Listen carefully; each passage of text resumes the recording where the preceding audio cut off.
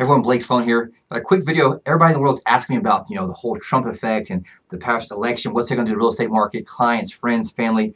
Everyone's been asking about what's going on. So just want to shoot a quick video.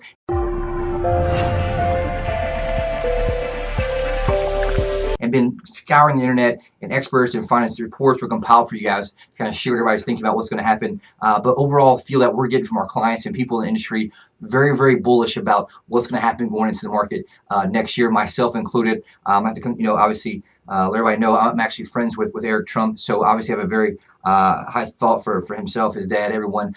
Known him through the Forbes 30 and 30 together. We were both in that together and actually got to know each other pretty well through that and talk with him a lot in depth about how they operate. One of probably the smartest guys I've ever met in my entire life. So feeling very, very bullish from that in regards to how they operate. But from a policy standpoint, just want to share everybody's thinking on both sides. One of the big concerns, or one of the big, things everybody's happy about, is that they're saying it could be a boon for buyers that are struggling to save for a hefty down payment. Okay, that's usually going to come through the promised tax cuts and also shrinking the brackets from 7 down to 3, and could, in theory, obviously leave buyers a little more money to spend on the down payment of the home of their dream. And so that's something to kind of look into as well. Also could help, boost the luxury market, which has been struggling, a little bit the past few months all across the nation. And so obviously having those added tax breaks could obviously help spur that. A lot of other experts, as well as some friends I have that are in LA, feel the same exact way, and could actually turn into something very, very positive for the high-end luxury market. Okay, one of the other sides everybody's kind of talking about, very, very concerned about a little bit,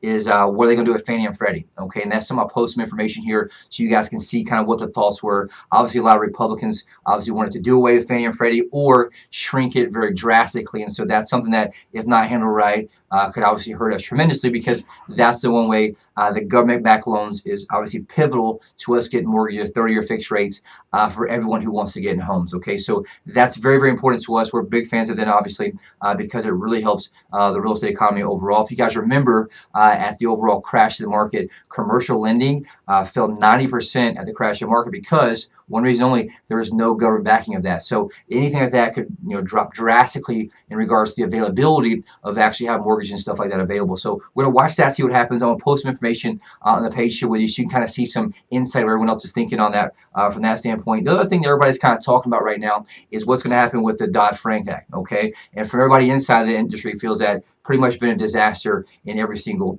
part. Obviously, there's probably a lot of good intentions to what it did, but tend to really overregulate a lot of different aspects, create so many hurdles, delays, headaches for both buyers, borrowers, lenders, agents, from A to Z in the process. Okay, from my perspective, it was really written by a lot of people who didn't really know the ins and outs of how that worked the day to day. They weren't actually in the trenches understanding how the pieces moved and how they operated, so it created a lot of hurdles, a lot of problems, and it's creating a lot of regulatory issues for a lot of the smaller banks too, and that's something we're talking about too. And a lot of Republicans are saying that the regulatory harassment of local and regional banks, which is also the source of most home mortgages and small business loans, obviously hurt them, but give advantages to bigger banks who have more systems, more capital, more resources to put up with all that extra regulation. So that's something we're kind of seeing there as well. They're talking about obviously the CFPB, Consumer Financial Protection Bureau, which has had a lot of gray area, a lot of criticism from people within the industry in regards to how they're operating, not really having that checks and balances, not really having, and not even really clear in kind of what was right, what was wrong with a lot of different things between mortgage companies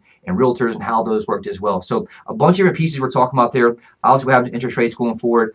People are also talking about maybe hopefully a lot less regulatory and land use and zoning burden from a lot of the home construction, and a lot of people in a lot of big builders are talking about how a lot of the prices have gone up recently, new construction homes based on basically not necessarily the cost of lumber, labor, things like that, more so all the extra regulation from government. So hopefully that can be freed up a little bit, and even Trump's group there will actually push that and lift that issue a little bit, which is important there as well. Other thing too may hurt a little bit is some issues there with some of the relief in the flood zones, hurricane zones, earthquake zones.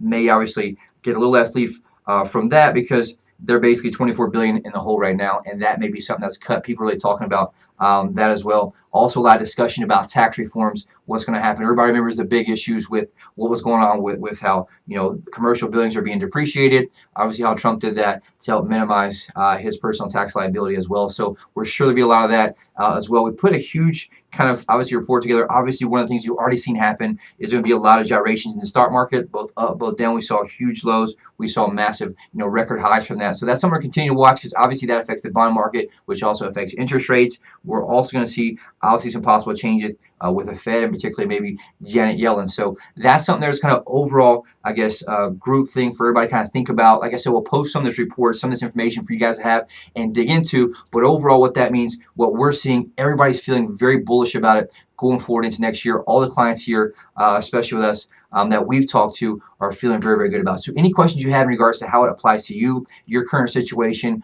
whatever that may be, feel free to immediately reach out to us, reach out to me, reply to this email. I will get copied on it, or you can call us 843-808-SOLD. And also, anytime, click the button here on the page, get a free instant evaluation of your home, instant, no hassle, right there online. And then also, if you want, you can search all the MLS, all the deals, foreclosures right here by clicking the other button as well. Anything at all, feel free to call us, 843-808-SOLD. Hope this information helps, and we'll talk to you soon.